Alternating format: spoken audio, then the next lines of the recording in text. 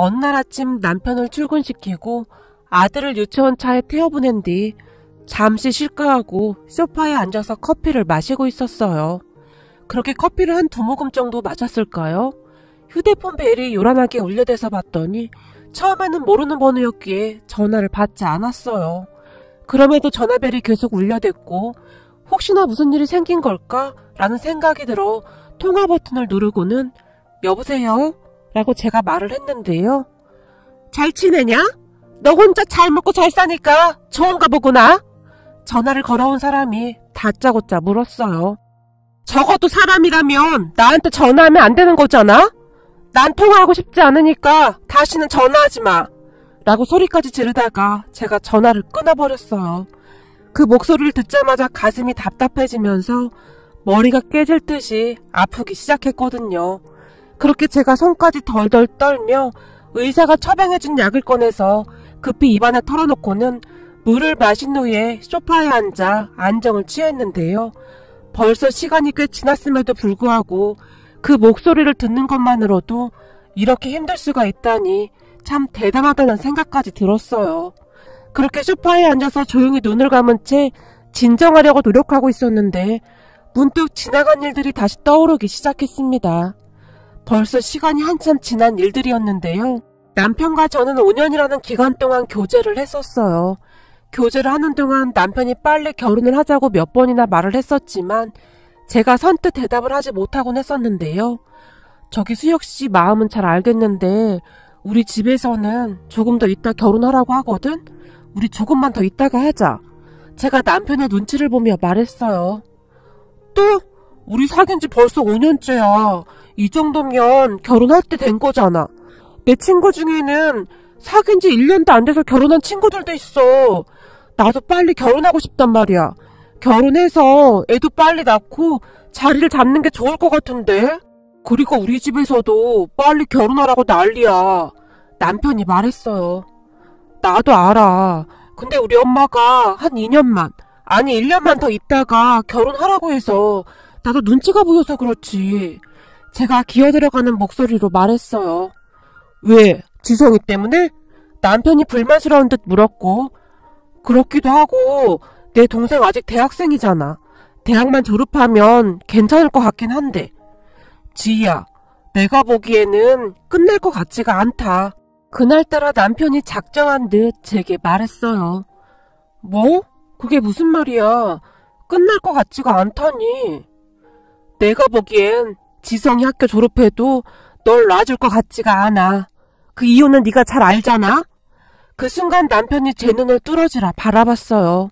그리고 저는 그런 남편의 말에 제대로 대답을 하지 못했는데요. 남편 말이 맞았으니까요. 그렇게 제가 고개만 푹 숙인 채 한숨만 내쉬고 있었고, 그러니까 내 말은 이제는 네가 결정해야 한다는 말이야. 너 스스로 끌어내지 못하면 절대 끝나지 않을 거야. 만약 나와 결혼하고 싶다면 네가 결정해. 그때도 내가 말했지만 넌 그냥 맨몸으로 와도 돼. 너도 알다시피 우리 부모님은 그런 거 상관 안 하시는 거 알잖아? 네가 선택해. 니네 가족들 떠나서 우리 집으로 오던지 아니면 평생을 그렇게 살던지 선택은 네가 해. 난 네가 네 자신을 아꼈으면 좋겠어. 넌 충분히 괜찮은 사람이니까 이번 달까지 기다릴게. 생각해보고 연락 줘. 라며 남편이 자리에서 일어나서 조용히 그곳을 나가버렸어요. 그런 남편을 저는 그저 바라만 보고 있었는데 미안한 마음이 가득했기에 감히 남편을 잡을 수가 없었거든요. 저는 그렇게 남편이 나간 뒤에도 한동안 그곳에 앉아서 깊은 생각에 잠겨 있었어요. 남편 말처럼 저는 결정을 해야 했으니까요. 그렇게 얼마나 앉아 있었을까요? 저기 손님, 죄송한데 저희 문 닫을 시간이 다 됐습니다. 카페 직원이 제게 미안한 듯이 조용히 말해줬어요. 네? 시간이 벌써 그렇게 됐나요? 아, 죄송합니다. 라며 제가 급히 그곳을 나왔는데 밖에 나오자마자 남편에게 전화를 했어요. 수혁씨 말이 맞아.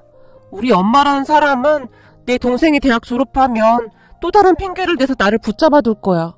정말이지 이대로는 아무런 희망이 없어. 근데 말이야, 나 정말 가진 게 하나도 없는데 괜찮을까? 수혁씨 부모님께 너무 죄송해서 라고 말을 하고 있었는데 저도 모르게 눈물이 흘러내리고 있었어요. 그러면서 세상이 원망스럽기만 했습니다. 다른 친구들의 부모님들을 보면 자식들을 위해 모든 것을 다 내어줄 듯 그러하던데 도대체 우리 부모님은 왜 그리도 모질기만 한 것인지 저는 그저 억울할 뿐이었어요. 부모님, 특히 우리 엄마는 제 동생과 저를 대놓고 차별하셨는데요. 자식에게 도움을 주지는 못할 망정이지 제가 가지고 있는 모든 것을 빼앗아서 남동생에게 주고자 애를 쓰는 그런 사람이었어요. 그랬기에 그때까지 저는 온전한 제 것을 단 한 번도 가져본 적이 없을 정도였어요. 제가 열심히 아르바이트를 해서 산 것이라 할지라도 누나, 이거 이제부터 내 거야. 그러니까 손대지 마. 라고 동생이 말을 하고 나면 그건 동생 것이 되었으니까요. 그런 동생과 다툼이 일어나기라도 하면 이게 어디서 동생 귀를 꺾어. 그러니까 네 동생이 네 귀에 눌린다고 하는 거 아니야. 라며 제게 소리를 질러댔거든요. 제 동생과 저는 나이 차이가 많이 납니다. 엄마 말로는 제가 태어난 뒤 한동안 둘째가 생기지 않아서 마음고생을 하셨다는데요. 아무리 기다려도 둘째 소식이 없자 어느 날은 유명한 점쟁이한테 점을 봤다는데 엄마를 보자마자 점쟁이가 그 집 딸이 문제고만. 딸이 기가 너무 세서 둘째가 안 생기는 거야. 아주 징그럽게 기가 세구만. 이라며 혀를 내둘렀다고 합니다. 이러 어째 그래? 우리 남편이 독자라 아들이 꼭 있어야 하는데 그럼 어떻게 해야 해요? 엄마가 물었고 뭘 어쩌긴 어째. 딸 기를 팍 꺾어놔야지. 앞으로 내가 하라는 대로 하기만 해. 그럼 떡두꺼비 같은 아들 쑥 하고 나올 테니까. 점쟁이가 말을 했다는데요. 너무나 간절했던 엄마가 그 점쟁이의 말에 혹하기 시작했고 그 뒤 점쟁이가 하라는 대로 했다고 합니다. 그런데 우연이었는지 아니면 그 점쟁이 말이 맞았던 것인지 얼마 뒤 엄마가 임신을 하게 되었고 제 남동생이 태어났습니다. 그런 남동생을 보며 엄마가 좋아한 것은 말할 것도 없었고요. 덕분에 동생과 저는 나이 차이가 꽤 나는 편이었는데 엄마는 제가 동생 옆에 가는 것조차 싫어했어요. 혹시라도 제가 동생 곁에 다가가기라도 하면 저리 가! 네가 왜 여기서 알짱거려? 우리 귀한 아들 기 뺏으려고 그러는 거지? 라며 저를 밀어내버렸어요. 그런 엄마의 말에 저는 상처를 받을 수밖에 없었는데 우리 엄마가 친엄마가 맞나 의심이 될 정도로 그렇게 쌀쌀 맞을 수가 없었어요. 거기다 대학을 갈 때도 첫 입학금만 내줬을 뿐 그 뒤에는 저보고 다 알아서 하라고 했을 정도였고요. 한마디로 저는 친정에서 미운 오리 새끼로 살았습니다. 문제는 제가 대학을 졸업한 뒤 취업을 하게 되었는데 엄마는 아주 당연하다는 듯이 제게 돈을 요구했어요. 네 동생 학원 다녀야 하니까 돈 보내라. 네 동생 공부하느라 몸이 허해진 것 같으니까 보약 좀 하게 돈 좀 보내라. 이런 식으로 말입니다. 그러면 저는 당연하다는 듯이 돈을 붙이곤 했었는데요. 아마도 평생을 동생에게 다 빼앗기고 살았기에 나중에는 그게 당연하다고 생각하며 살았던 것 같아요. 지금 생각해보면 어쩌면 그렇게 제 자신이 멍청했던 것인지 화가 날 정도네요. 거기다 더 기가 막혔던 것이 제게 아무렇지도 않게 돈을 가져갔음에도 불구하고 엄마는 제가 친정집에 오는 것을 굉장히 싫어했습니다. 네, 맞습니다. 제가 동생의 귀를 다 빼앗아 간다는 점쟁이의 말 때문이었어요. 저는 꽤 긴 시간 동안 그렇게 살았고 그때쯤에는 그게 잘못되었다는 생각조차 전혀 하지 못하고 있었는데요. 세뇌 교육이었다고 해야 할까요? 암튼 저는 참 바보같이 그렇게 살았습니다. 그러던 어느 날 남편을 만나게 되었는데 남편은 항상 넌 정말 괜찮은 사람이야. 그러니까 어깨 피고 다녀. 라며 제 옆에서 용기를 줬고 우리 친정이 뭔가 잘못되었다는 것을 지속적으로 말해줬어요. 그런 남편의 말을 들으며 조금씩 제 의식들이 깨어나기 시작했고 제 마음도 조금씩 변해가고 있었습니다. 하지만 평생토록 그렇게 살아온 제가 하루아침에 바뀌는 건 쉽지 않았기에 항상 조바심과 불안한 마음으로 살아가고 있었는데요. 그런데 그날 남편이 처음으로 아주 단호하게 말을 했었기에 저는 고민을 할 수밖에 없었어요. 아무리 생각해보고 또 생각해봐도 남편과 남편 가족들만한 사람들이 없었으니까요. 그렇게 남편과 통화 후 집으로 돌아간 저는 부모님께 남편과 결혼하겠다고 했고 그런 제 말을 듣던 엄마가 뭐 결혼? 네가 누구 맘대로 결혼을 해. 네가 결혼하고 나면 지성이는 어떡해? 네가 지금 제정신이야? 라며 엄마가 저를 노려보기까지 했어요. 엄마, 나 그동안 할 만큼 했어. 그리고 난 지성이 엄마가 아니야. 나도 할 만큼 했잖아? 라고 제가 엄마를 똑바로 바라보며 말했어요. 그때 당시 제게는 선택의 여지가 없었기에 아니죠. 지긋지긋하던 집에서 벗어날 방법은 그것밖에 없었기에 어떻게든 그곳에서 빠져나가야 한다는 생각밖에 없었으니까요. 그날 저는 난생 처음으로 엄마에게 반항이라는 것을 냈고 너 지금 이게 뭐 하는 짓이야? 그 점쟁이 말이 맞았어. 봐라. 네가 이 모양이니까 내가 너한테 그렇게 할 수밖에 없었던 거야. 네 눈빛에 도끼가 가득해 이거사. 그 점쟁이가 뭘 했는지 알아? 내가 이러지 않았다면 네 동생이 그런 네 기에 눌려서 지금껏 살아있지도 못했을 거란다. 근데 네가 이따구로 행동을 해? 엄마가 소리쳤는데 제가 보기엔 오히려 엄마의 눈에 도끼가 가득해 보였어요. 그러니까 도끼가 가득한 사람은 제가 아니라 엄마가 아니었을까 하는 생각마저 들 정도였어요. 그리고 그런 엄마의 말에 저는 결국 이성을 잃어버리고 말았는데요. 점쟁이 그놈의 점쟁이 타령 좀 그만 좀 해. 요즘 같은 세상에 점쟁이 말만 믿고 어떻게 평생을 그렇게 살 수가 있어? 엄마, 제발 정신 좀 차려. 정말 지긋지긋해. 난 수혁씨랑 결혼할 거야. 우리 가족 아무도 안 와도 돼. 그리고 결혼식도 수혁씨가 다 준비한다고 했어. 그러니까 나한테 아무 말도 하지 마. 마치 미친 사람 마냥 제가 엄마에게 소리쳤어요. 네가 미쳐도 단단히 미쳤구나. 너 당장 나가. 너 때문에 우리 아들한테 나쁜 기가 오기라도 하면 어떻게 할 거야? 라고 엄마가 빽하고 소리를 질렀는데 엄마는 끝까지 저를 마치 전염병 환자 취급하고 있었습니다. 그렇게 저를 바라보는 엄마의 눈빛에는 원망이 가득했는데요. 그래, 그냥 남처럼 그렇게 살자. 라며 제가 대충 짐을 싸서 집을 나와버렸습니다. 그리고 저는 홀로 살고 있던 제일 친한 친구 미정이에게 전화를 걸었어요. 미정아, 나 좀 며칠만 재워주면 안 될까? 무슨 일 있는 거야? 알았어. 우선 빨리 우리 집으로 와. 친구 미정이가 말을 했고 저는 그렇게 미정이 집으로 들어가게 되었어요. 그 뒤 미정이 집에서 한동안 지냈고 제 이야기를 다 들은 남편은 그저 덤덤하게 그럼 이제 결혼 준비하자. 만약에 말이야 혹시나 너희 부모님이 결혼식에 참석하지 않는다고 해도 너무 서운해하지 말자. 너한테는 오히려 그게 나을지도 몰라. 라며 제 손을 잡아줬어요. 우리는 그렇게 결혼 준비를 했고 다행히 시부모님들이 좋은 분들이셨기에 많은 도움을 주셨어요. 특히나 시어머님이 정말 좋은 분이셨기에 항상 제 마음을 먼저 생각해 주셨어요. 저는 평생을 살면서 그런 대우는 처음 받아봤기에 처음에는 많이 어색하고 눈치만 보기 바빴는데요. 조금씩 마음을 열어가게 되었어요. 그렇게 얼마 뒤 우리는 결혼을 하게 되었고 그나마 다행이었다고 해야 할까요? 친정아빠가 엄마를 설득했고 제 결혼식에는 참석했는데 그것도 생색이란 생색은 다 내며 참석을 했습니다. 너, 네 동생한테 고마운 줄 알아. 우리 지성이가 얼마나 착한지 네 결혼식에 참석하자고 하지 않았겠니? 라고 말을 했으니까요. 그런 엄마를 보며 한 소리 하고 싶었지만 옆에 있던 남편이 제 손을 꼭 잡으며 고개를 좌우로 흔들며 말렸어요. 아마도 남편은 결혼식만 무사히 올리자 그런 생각이었던 것 같았어요.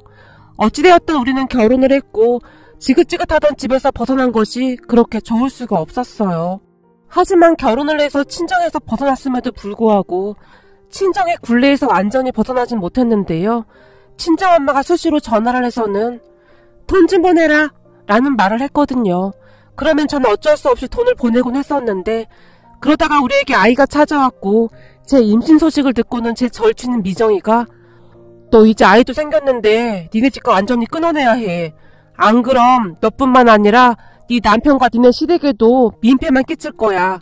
그러니까 정신 똑바로 차려. 그동안 네 남편이 말을 안 해서 그렇지 다른 사람 같았으면 절대 못 살았을 거야. 이참에 확실히 끊어내 라는 말을 했어요. 그 말에 정신이 다시 번쩍 들었습니다. 친구 민정이 말처럼 더 이상 남편과 시댁 가족들을 힘들게 하고 싶지가 않았거든요. 그러면서 엄마와의 사이는 되돌릴 수 없을 정도로 최악이 되었는데 엄마는 임신한 제게 할 말 못할 말 다 하면서 참 많이도 힘들게 했어요. 하지만 저는 꿋꿋이 그런 엄마를 밀어내버렸습니다. 그래야만 제가, 아니 우리 가족이 살 수 있었으니까요. 그러던 사이 우리 아들이 태어났는데 우리 친정 가족들은 병원에 단 한 번도 와보지 않았어요. 그런 산부인과에 시어머님과 남편이 와줬고 두 사람은 한시도 자리를 뜨지 않은 채 아들이 태어날 때까지 자리를 지켜줬어요. 그런데 제가 진통으로 힘들어하는 걸 보며 시어머님과 남편이 안절부절 못했는데요. 간호사를 보며 우리 애가 너무 힘들어하는데 그 무통인가 뭔가 그런 거 있지 않나요? 그거라도 해주세요. 옆에서 보고 있을 수가 없네요. 라며 시어머님이 간호사에게 사정을 하셨어요. 그 말에 간호사가 친정 어머님이시죠? 라고 시어머님에게 물었어요. 네, 맞습니다. 내가 얘 애미입니다. 그러니까 그 주사 좀 놔줘봐요. 빨리요. 라며 시어머님이 간호사를 보며 다시 애원하다시피 했는데요. 이 일을 오래 하다 보니까 눈빛만 봐도 친정엄마인지 시어머님인지 알겠더라고요. 라며 간호사가 빙그레 웃더니 다시 시어머님을 보며 어머님 근데 그 주사도 그냥 막 맞는 게 아니라 어느 정도 진척이 있어야 맞을 수 있는 거예요. 그러니까 조금 더 기다려야 합니다. 너무 걱정하지 마세요. 라며 간호사가 다시 빙그레 웃었어요. 하지만 간호사의 말을 듣던 시어머님이 언제까지 기다리란 말이오. 다 필요 없으니까 그럼 그냥 수술해줘요. 지금 진통만 몇 시간째인데 언제까지 기다리란 말이오. 라며 간호사에게 말을 했는데요. 괜찮아요 어머님. 조금만 더 기다리시면 돼요. 지랄 옌병알. 얼굴이 말이 아닌데 언제까지 기다리긴. 이라는 말이 시어머님 입에서 툭 하고 튀어나왔는데 진통이 심한 와중에도 시어머님의 그 말들이 너무나 또렷이 들려왔어요. 그리고 그 순간 제 눈에서 눈물이 뚝뚝 떨어졌는데요. 시어머님의 입에서 우리 애라는 말이 나오던 순간 저도 모르게 울컥하고 말았거든요. 친정엄마에게도 들어보지 못했던 그 말을 시어머님이 아무렇지도 않게 말씀하시던 모습이 제게는 그저 감동이었으니까요. 그렇게 얼마 뒤 저는 아들을 낳았고 지쳐서 누워있는 저를 보며 수고했다, 수고했어. 우리 손주가 하필이면 아빠를 닮아서 머리가 엄청 크지 뭐니? 정말 고생했다, 고생했어. 라며 시어머님이 제 손을 꼭 잡아주셨어요. 어머님 정말 감사해요. 어머님이 옆에 계셔주셔서 제가 덜 힘들었어요. 어머님이 옌병알이라고 말씀해주셔서 그 말 듣고 제가 완전 힘줘서 애 낳았잖아요? 라며 시어머님을 보며 활짝 웃었는데요. 네가 아직 살만한가 보구나. 이 와중에 농담도 하고. 라며 시어머님이 따라 웃으셨어요. 그런 시댁 가족들과 남편 덕분에 저는 전혀 외롭지가 않았습니다. 그리고 잠시 후에는 도련님이 아이 옷과 기저귀 등을 잔뜩 싸서 병문안으로 왔는데 형수님 진짜 수고하셨어요. 제가 우리 조카 보고 왔는데 얼굴이 진짜 잘생겼어요. 라고 말을 했고 시아버님은 예쁜 꽃바구니를 가지고 오셔서는 내가 꽃집 앞에서 얼마나 망설였는지 모르겠다. 생전 꽃을 사본 적이 있어야지. 근데 내가 큰 용기 내서 꽃집에 들어갔지 않았겠니? 라며 제게 꽃바구니와 산후조리에 보태라며 돈봉투까지 주셨어요. 아버님 그냥 꽃만 주셔도 되는데요. 라며 제가 당황한 채 어쩔 줄을 몰라 했는데요. 내가 주변에 들어보니 요즘은 이렇게 해야 사랑받는 시아버지가 된다는구나. 나도 이제 시대의 흐름에 따라야 하지 않겠냐? 라며 활짝 웃으셨어요. 그런 와중에도 친정가족들은 어떠한 연락도 없었는데요. 우리 남편이 친정아버지에게 제가 출산을 했다고 알렸음에도 불구하고 그 누구도 찾아오지 않았으니까요. 그렇게 저는 친정가족들에게 오만정에 떨어져 버렸고 더욱 시댁가족들에게 의지를 한 것 같아요. 그 뒤 산후조리원에 가서 산후조리를 한 뒤 집에 돌아왔는데 시어머님이 우리 집에 오셔서 많이 도와주셨어요.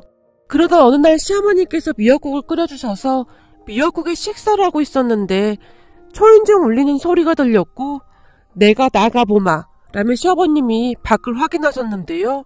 사부인이 오셨구나 라며 급히 문을 열었고 곧장 친정엄마와 남동생이 집 안으로 들어왔어요. 그때까지 저는 그저 어안이 벙벙한 채 그 두 사람을 바라만 보고 있었는데 그런 저를 보던 친정엄마가 넌 아주 팔자 좋게 미역국이나 먹고 있구나 라는 말을 하는 게 아니겠습니까? 그럼 산모가 미역국 먹는 게 당연한 거지. 그걸 뭘 물어봐? 친정엄마가 출산한 딸 미역국 한 번 안 끓여줬으면서 그런 말이 나와? 라며 저도 모르게 친정엄마를 노려봤어요. 정말이지 서럽다 못해 제 처지가 한심하기까지 했거든요. 그런데 그 순간 친정엄마가 저를 노려보더니 내가 네 미역국을 왜 끓여? 그러다 네 기운이 우리 아들한테 옮겨오기라도 하면 어떻게 하라고? 네 기가 어디 보통 기냐? 점쟁이 말로는 네 기가 갈수록 더 심해질 거라고 하는데 지금 너 하는 꼬락선을 한번 봐라. 네가 이러니까 내가 너한테 그렇게 하는 거 아니야? 그놈의 점쟁이 아주 지긋지긋해. 그러면서 날 왜 찾아온 거야? 라고 제가 엄마를 노려봤는데요. 그런데 그 순간 친정엄마의 눈이 돌아가 버렸어요. 넌 이만큼 키워서 잘 먹고 잘 살고 있는데 너도 우리한테 돈을 보내야 할 거 아니야? 라며 엄마가 다시 소리쳤고 정말 그지 같아 라는 말이 제 입에서 뚝 튀어나와 버렸어요. 뭐?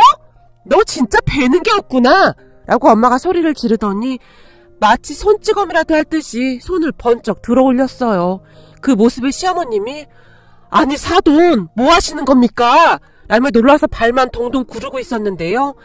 당신들이 우리 딸을 이렇게 만들었지? 당신들이 우리 딸 꼴득인 거잖아. 친정엄마가 시어머님께 소리를 질렀어요. 그리고 그 모습에 제가 이성을 잃어버렸는데요. 순식간에 당장 다 나가라고! 라며 마치 미친 사람 마냥 소리를 질러댔고 그 모습에 친정엄마가 다시 제 뺨을 올려 붙이려는 듯 손을 들었는데요. 시어머님이 그런 친정엄마의 손을 세게 움켜잡으며 어디 손만 대기만 해봐요. 내가 가만 안 있을 겁니다. 라며 시어머님이 아주 무서운 목소리로 말했어요. 이거 나! 당장 나! 친정엄마가 소리를 질러대며 순식간에 시어머님의 머리카락을 움켜잡아버렸고 그 순간 시어머님이 내가 하지 말라고 했잖소! 라며 집안이 떠내려가라 소리를 지르시더니 엄마를 밀쳐버렸어요. 그 바람에 엄마가 저만큼 나가 떨어졌는데요. 아니 당신 지금 뭐 하는 거야? 친정엄마가 놀라서 눈만 동그랗게 뜨고 있었고 다시 한 번만 우리 며느리한테 함부라기만 해봐. 내가 아주 착사를 내버릴라니까. 이제야 살만한 애한테 도대체 왜 이러는 거요? 사돈 배 아파서 낳은 딸 아니오. 근데 어쩌면 이럴 수가 있어 그래. 라며 시어머님이 다시 소리를 질렀어요. 그리고는 시어머님이 당장 안 나가면 경찰에 신고할 테니 그리 알아요. 사돈 총각 얼른 모시고 나가요. 그리고 다시는 우리 찾아오지 마시오. 시어머님이 엄마와 남동생을 밖으로 내쫓아버렸습니다. 괜찮은 거니? 산후조리 잘해야 나중에 몸이 괜찮을 텐데 이게 무슨 난리니 그래. 얼른 가서 좀 눕거라. 라며 저를 침대에 눕혔어요. 그런 어머님을 보며 어머님 정말 죄송해요. 제가 울먹이며 말을 했는데요. 죄송하긴 네가 뭐가 죄송해. 원래 자식들은 엄마한테 실수도 하고 그러는 거다. 사람들이 엄마라는 단어만 들으면 왜 그리도 울컥하는지 아니? 엄마는 말이다. 아무 조건 없이 자식을 품어주기 때문이야. 세상 모든 사람들이 다 등을 돌려도 엄마라는 존재는 절대로 등을 돌리지 않거든. 항상 같은 자리에서 기다려주기 때문이야. 그게 엄마인 거야. 그러니까 이 애미한테 너무 미안해하지 말거라. 결혼식 전날 내가 너한테 그랬잖니. 이제부터 네 엄마가 되어주겠다고. 엄마 앞에서는 창피할 필요도 없어. 엄마는 자식이 실수를 해도 금방금방 잊어버리거든. 라고 말씀하시면서 조용히 제 얼굴을 쓰다듬어 주셨어요. 그런 시어머님의 따뜻한 손길에 저도 모르게 눈물을 흘리고 말았는데요. 시어머님의 말씀처럼 엄마라는 존재가 분명히 그러한 존재일 텐데 친정엄마라는 사람은 어쩌면 그렇게 제게 모질게 대할 수가 있었을까요? 저도 자식을 낳고 보니 친정엄마가 더욱 이해가 되지 않았어요. 그렇게 그날 한바탕 난리를 치고 간 친정엄마가 시어머님에게 바로 전화를 해서 한바탕 뒤집어 놓았다고 하던데 가만히 듣고만 있던 시어머니께서 지금 사돈이 하는 말을 다 녹음했습니다. 혹시 나중에 증거자료가 필요하면 써야겠습니다. 라는 말씀을 하셨다고 하는데요. 그 뒤 친정가족들은 꽤 오랜 기간 동안 연락이 없었는데요. 그런데 그날 아침 제게 전화를 해서는 다짜고짜 그렇게 말하는 게 아니겠습니까? 친정엄마는 마치 사람이 얼마나 더 독할 수 있는지를 보여주는 그런 사람 같았어요. 하지만 저도 이제는 강해졌기에 그런 친정엄마에게 더 이상 휘둘리지 않을 생각이었어요. 그날 퇴근한 남편에게 친정엄마 이야기를 했고 남편이 여기저기 확인을 해보더니 며칠 뒤에 천한 말이야.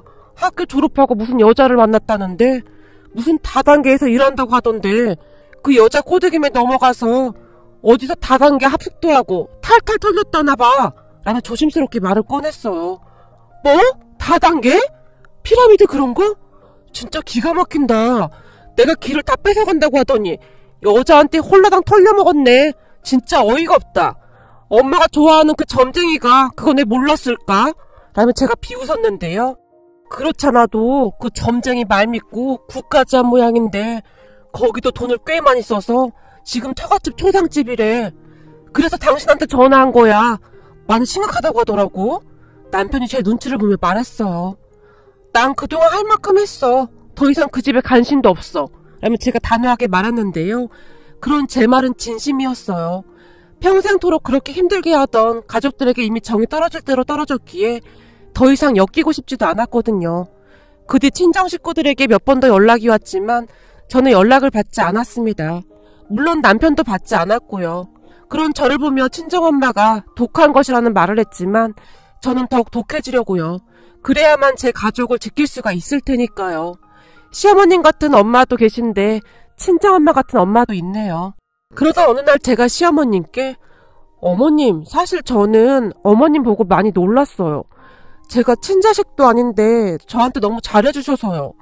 사실 절 낳아준 엄마에게도 단 한 번도 사랑을 못 받아봐서 어머님이 참 대단하시다는 생각이 들었거든요. 라고 시어머님께 물어본 적이 있었는데요. 제 말을 듣던 시어머님께서 그 옛날 그때 그 시절 우린 사는 게 참 팍팍했다. 친엄마라는 사람이 집에 있던 돈이란 돈은 다 가지고 집을 나가버렸거든. 그런데 하루는 새엄마라는 사람이 우리 집에 왔는데 참 좋은 분이셨다. 새엄마는 하루아침에 가족들을 다 떠나보냈다는데 무슨 물놀인가를 갔다가 전 남편과 자식을 잃었다고 하더구나. 그 뒤 한동안은 홀로 사시다가 우리 아버지랑 재혼을 하셨는데 세상에 이런 분이 어디 있을까 싶을 정도로 참 좋은 분이셨다. 그때 당시 우리 아버지랑 새엄마가 공사장 같은 곳에서 일을 하셨는데 거기서 무슨 빵을 나눠줬던 모양이야. 내가 그 빵을 참 좋아했어.